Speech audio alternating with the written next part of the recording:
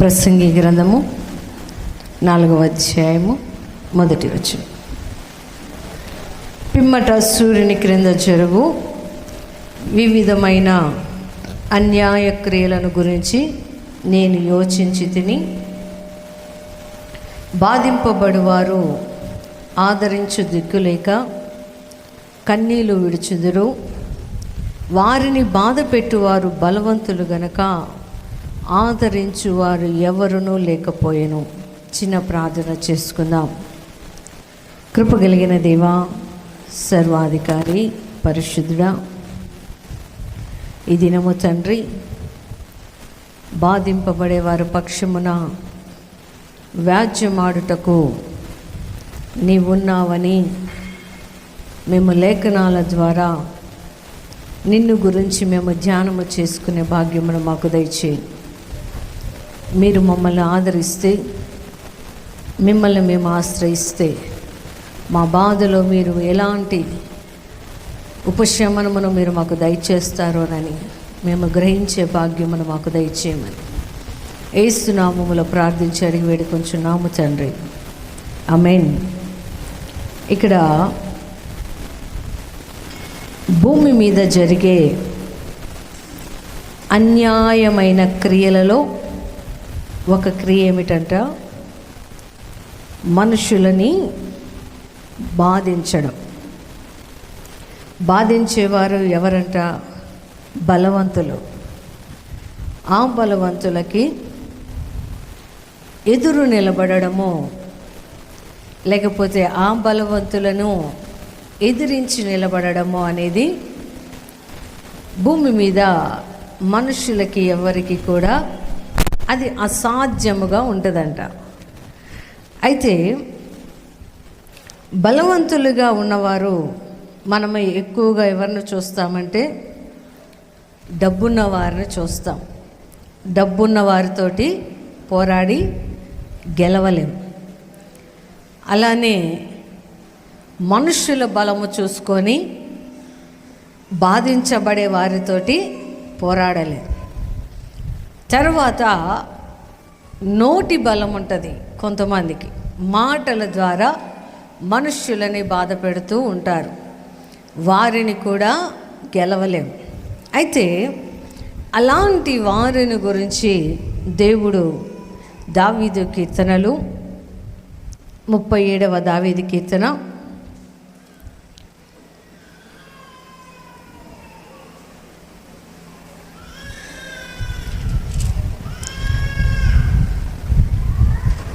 39వ వచనమును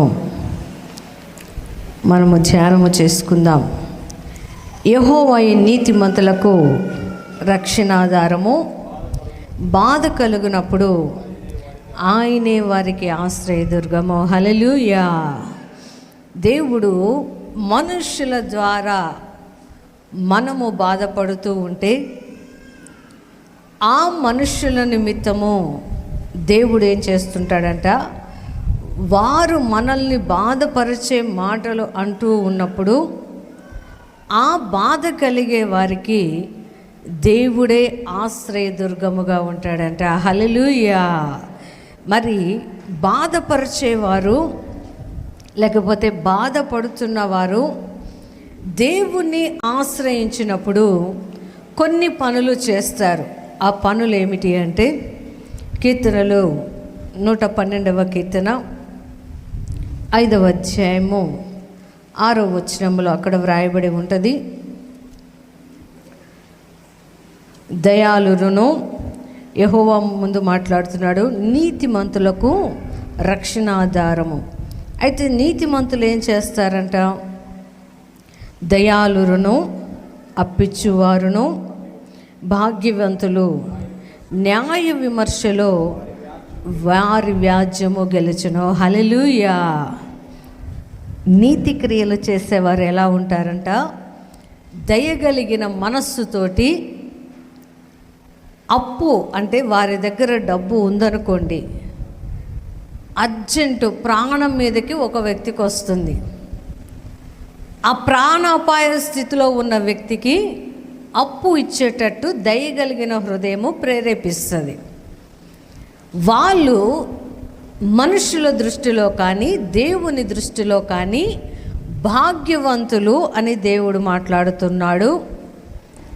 ఒకవేళ ఇలాంటి నీతి క్రియలు చేస్తున్న వారి ఎడల ఎవరైనా నిందలు మోపినా, ఎవరైనా వారిని వీరు అన్యాయస్తుడు అని మాట్లాడుతూ ఉన్నా, వారి వ్యాజ్యము దేవుని దగ్గర గెలవదంట. హల్లెలూయా.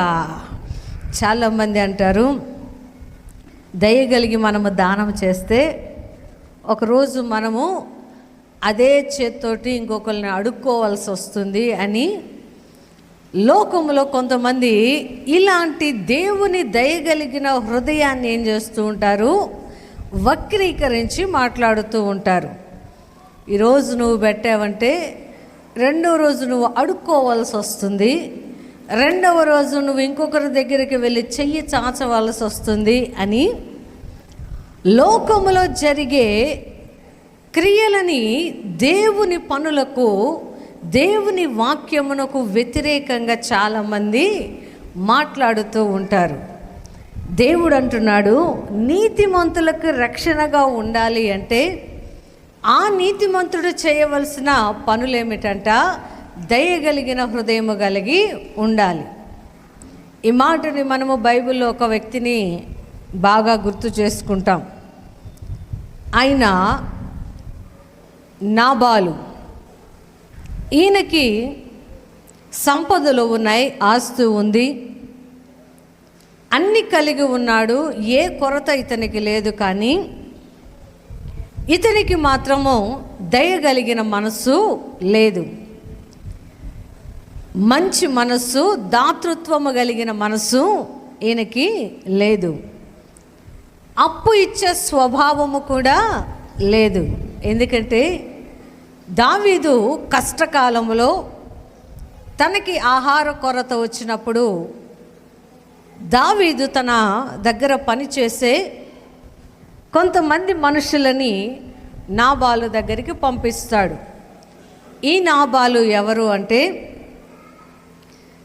దేవుని ప్రజలలో ఎన్నిక చేయబడిన ధనము కలిగిన మంచి కుటుంబము ఈ నాబాలుది. అయితే ఇతనికి మాత్రము డబ్బును బట్టి, లేకపోతే తనకు ఉన్న సమృద్ధిని బట్టి, తనకి లేని కష్టమును బట్టి ఇతరులను పట్టించుకునేవాడు కాదు ఈ నాబాలు. ఇతని దగ్గరికి దావీదు ఒక 5 మనుషులను పంపిస్తాడు. మనం ఇలా కొండల్లో ఉన్నాము, సౌలును విడిచిపెట్టి వచ్చాము, నాతో కొంతమంది సైన్యము ఉంది, వారిని పోషించడానికి నాబాలు దేవుని బిడ్డే, నాబాలు దేవుని వంశములో ఉన్న వ్యక్తే, కాబట్టి ఇతను మనకేమైనా సహాయము చేస్తాడేమోనని దావీదు వర్తమానము పంపించినప్పుడు నాబాలుకి అలా అడిగిన వెంటనే దావీదు చాలా అసహ్యమైన వాడిగా నాబాలు దృష్టికి దావీదు కనబడ్డాడంట. కనబడినప్పుడు ఆ నాబాలు అంటున్నాడు, దావీదు ఎవడో నాకు తెలీదు. యజమానుని విడిచిపెట్టి వచ్చిన ప్రతి ఒక్కరూ వచ్చి నాకు సహాయము చేయమంటే నేను చెయ్యను అని చెప్పి కఠినమైన స్వభావముతోటి దావీదు మనుషులని వెళ్ళగొడతారు నాబాలు. నిజానికైతే దావీదుకి తన తండ్రి ఇంట ఉన్నప్పుడు కానీ, లేకపోతే తన దేశంలో ఉన్నప్పుడు కానీ ఆహార కొరత లేదు. అతనికి ఏది కావాలన్నా సమృద్ధి అయిన సంపదలు ఉన్నాయి, సమృద్ధి అయిన ఆహారము ఉంది. ఆయన కుటుంబంలో ఉన్నాక ఆయనకి ఏ కొరత లేదు. కానీ దేవుడు తనకిచ్చిన బాధ్యతను బట్టి దావీదు సౌలు దగ్గర ఉన్నప్పుడు సౌలుకి కలిగిన కుటిలత్వమును బట్టి దావీదు బయటికి పంపివేయబడ్డాడు. ఇంకా తిరిగి తండ్రి ఇంటికి వెళ్ళలేడు. తిరిగి ఆయన ఇశ్రాయేలీయుల్ని స్వాధీనము చేసుకోవాలి అంటే ఖచ్చితంగా సౌలు మీద ఈయనేం చేయాలి? ఆయనను ప్రతిఘటించి, లేకపోతే ఆయనకి ఏదైనా జరిగిన తర్వాత తిరిగి ఇశ్రాయేలీయులకి రాజుగా దావీదు నియమించబడాలి. అలాంటి కష్టమైన పరిస్థితులలో దావీదు ఉన్నప్పుడు దేవుని బిడ్డ అయిన ఈ నాబాలుకి దేవుని యొక్క దయగలిగిన మనస్సు లేకపోవడాన్ని చూసి, ఇటువంటి వాడు అవసరము లేదు, దేనిని బట్టి ఈ నాబాలు అతిశయిస్తున్నాడో, దేనిని బట్టి ఈ నాబాలు ఇతరులను తృణీకరించి మాట్లాడుతున్నాడోనని ఆ రోజు రాత్రి దేవుడు నాబాలును దర్శించి ఆయనను మొత్తాడంట. హల్లెలూయా! మొత్తినప్పుడు ఆయన 10 రోజులు ప్రాణముతో పెనుగులాడి ఆ తర్వాత చనిపోయాడంట. దేవుడు నీతి కలిగిన వారికి ఏం మనసు ఉంటుందంట? దయగలిగిన మనసు, అప్పిచ్చే మనసు. ఇలాంటి వారిని భాగ్యవంతులు అంటున్నారు దేవుడు. ఎందుకంటే ఈ మాట చెప్పడానికి మా జీవితాల్లో కూడా చాలా కారణాలు ఉన్నాయి. చాలామంది మాకు వివాహమైన కొత్తలో మనుషుల యొక్క మనస్సు ఎలా ఉంటుందో మాకు తెలీదు, వాళ్ళ యొక్క మోసపూరితమైన స్వభావము ఎలా ఉంటుందో మాకు తెలీదు. ఎవరొచ్చి ఏది అడిగినా కూడా ఇచ్చేసేవాళ్ళం. అది బంగారము కానీ, ఇంట్లో ఉన్న వెండి అయితే కానీ, లేకపోతే డబ్బులైతే కానీ, మాకు ఇది ఇబ్బందిగా ఉంది అంటే పాస్టర్ గారు ఏం చేసేవారంటే వారికి ఉన్న బాధను బట్టి సరే ఇవ్వలే అని చెప్పేసి బంగారం ఇచ్చేసాం, ఇంట్లో ఉన్న వెండి వస్తువులు ఇచ్చాం. అయితే కొంతమంది ఈ దినానికి కూడా వాటిని గురించి మా దగ్గర తిరిగి ఇవ్వాలనే ఆలోచన వారికి లేదు. అయ్యో వాళ్ళ దగ్గర తీసుకున్నామే, వారికి తిరిగి ఇవ్వాలి, అప్పు అయితే అప్పుగా అయితే అప్పుగా కూడా కాదు, అది ఊరకనే ఇచ్చినట్టు. కానీ వారికి ఈ దినానికి కూడా తిరిగి ఇచ్చే మనస్సు లేదు. కానీ దేవుడు మమ్మల్ని అయితే ఎక్కడ కూడా చెయ్యి విడిచిపెట్టలేదు. హల్లెలూయా! అందుకే ఆయన దృష్టిలో అంట నీతిని అనుసరించి ప్రవర్తించేవారు ఆయన దృష్టిలో భాగ్యవంతులు.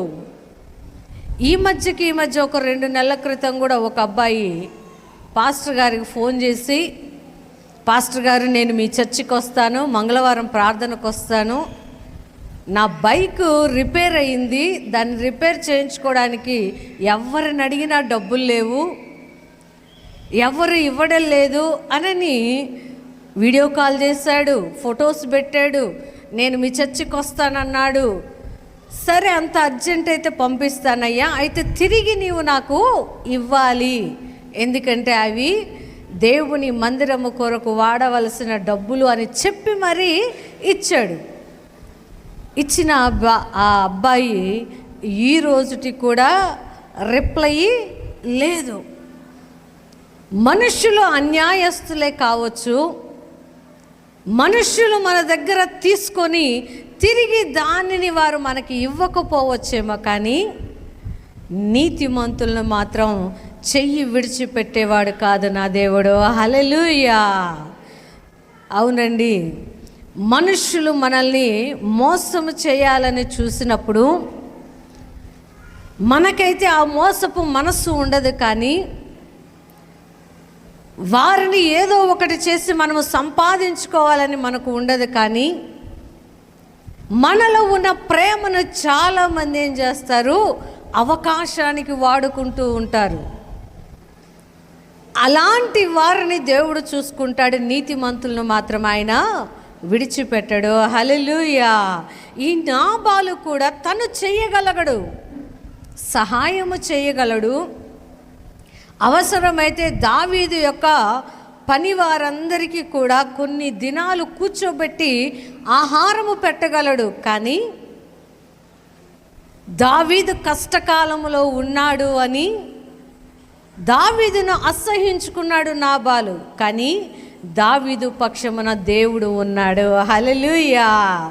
మనుషులు దూరము పెట్టినా, మనుషులు సహాయము చేయడానికి తృణీకరించిన, మనుషులు హేళన చేస్తూ మాట్లాడుతూ ఉన్నా, దావీదు మాత్రం తన నీతిని విడిచిపెట్టక, తన నీతికి కారణమైన రక్షకుని విడిచిపెట్టక ఆయన దగ్గర, ఆయన రెక్కల చాటున ఉన్నప్పుడు దావీదును అనేకులకు రాజుగా దేవుడు హెచ్చించాడు. హల్లెలూయా.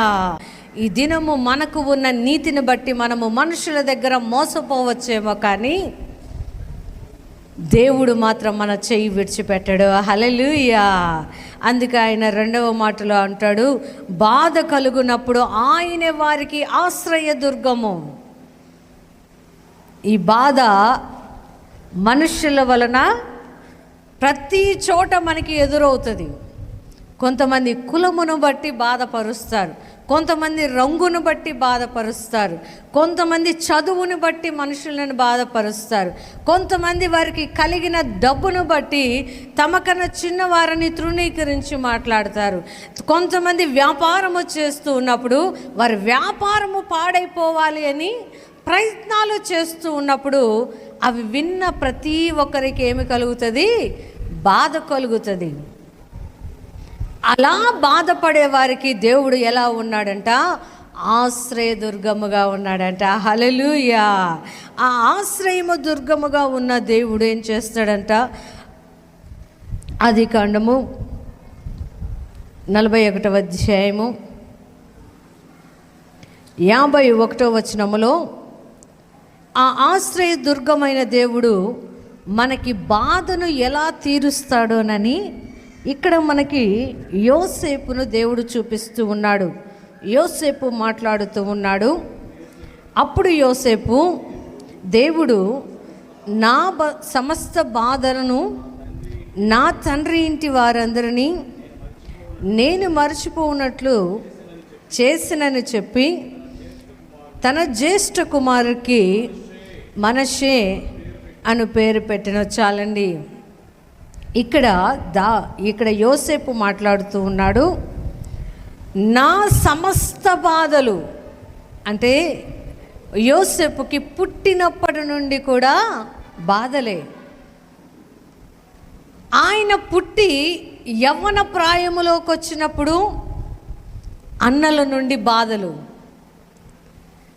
యవ్వన ప్రాయం వచ్చి తన తండ్రితోటి సహవాసము చేస్తూ ఉన్నప్పుడు తన అన్న తమ్ములు లేకపోతే తనతో ఉండే వారందరి వల్ల యోసేపుకి బాధే.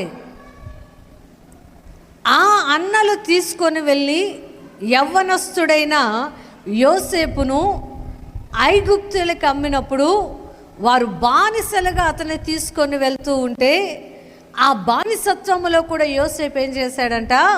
బాధపడ్డాడంట. అలా బాధపడుతున్న యోసేపుకి దేవుడు ఏం చేశాడంట? తన ఇంటి వారిని మరచిపోయేటట్టు. ఎంత అన్నదమ్ములు రక్త సంబంధికులు బాధ పెట్టినా, కన్న తల్లిదండ్రులు బాధ పెట్టినా వారిని ఎవ్వరు కూడా మర్చిపోలేరు. ఏదో ఒక సందర్భంలో వారు మనకి గుర్తొస్తారు. ఈ యోసేపు అంటున్నాడు, నాకు కలిగిన సమస్త బాధలు, 1, 2 కాదు, సమస్త బాధల నుండి నాకు మరపు కలుగ చేశావు. నా తండ్రి ఇంటి వారి నుండి నాకు మరపు కలుగ చేశావు. కాబట్టి నీవు నన్ను జ్ఞాపకము చేసుకొని నాకు ఒక కుమారుణ్ణి ఇచ్చావు. అతనికి నేను మనష్షే అని పేరు పెట్టుకుంటా. మనష్షే అని పేరుకు అర్థం ఏమిటంటే మరచిపోవుట అని అర్థం. యోసేపుకంటూ ఒక కుటుంబం వచ్చింది. యోసేపుకంటూ ఒక వారసుడు వచ్చాడు. తన తండ్రి ఇంటి వారిని మరచిపోవుటకు, లేకపోతే తనకు కలిగిన సమస్త బాధల్ని మర్చిపోవడానికి తన బిడ్డల్ని చూసుకున్నప్పుడు ఆయనకి ఏమైపోయిందంట, బాధలేవి గుర్తుకు రావంట. హల్లెలూయా. చాలామంది తల్లిదండ్రులు కూడా ఉదయాన్నే పనికి వెళ్తారు, ఉద్యోగాలకి వెళ్తారు, ఇంటికి వచ్చి పిల్లల్ని చూసిన వెంటనే వారు ఏమైపోతారు, వారి బాధంతా మర్చిపోతారు. వారి ఆనందమును పిల్లల్లో చూసుకుంటూ ఉంటారు. పిల్లవాడు మాట్లాడితే సంతోషపడతాడు. వాడు స్కూల్ నుండి వచ్చి ఏవైనా తల్లిదండ్రులకి స్కూల్లో ఇలా జరిగింది అలా జరిగింది అని చెప్తూ ఉంటే అవి వింటూ ఉంటాడు తండ్రి ఆసక్తిగా.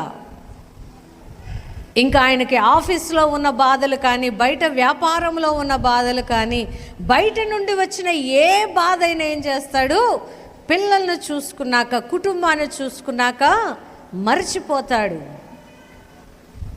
అటువంటి పిల్లల్ని దేవుడు మనకి ఇవ్వాలి. హల్లెలూయా. ఈ యోసేపు అంటున్నాడు, నాకు కుమారుడు కలిగిన దానిని బట్టి నా తండ్రి ఇంటి వారిని నేను మర్చిపోగలిగాను. నాకు కలిగిన సమస్త బాధలను బట్టి మనషే వచ్చిన తర్వాత నా బాధకి నెమ్మది దొరికింది. ఈరోజు చాలామంది తల్లిదండ్రులకు పిల్లల వల్ల మనశ్శాంతి లేదు, పిల్లల వల్ల సుఖం లేదు. పిల్లల్ని అంటారు, వీడు పుట్టకపోయినా బాగుండే, వీడు నా కడుపులో పుట్టకపోయినా నాకు సంతోషం ఉండేదే అని తల్లిదండ్రులకు బాధను కలుగచేసే పిల్లలు పుడుతూ ఉన్నారు. దేనిని బట్టంట, దేవుని మనము ఆశ్రయించలేదు కాబట్టి. హల్లెలూయా.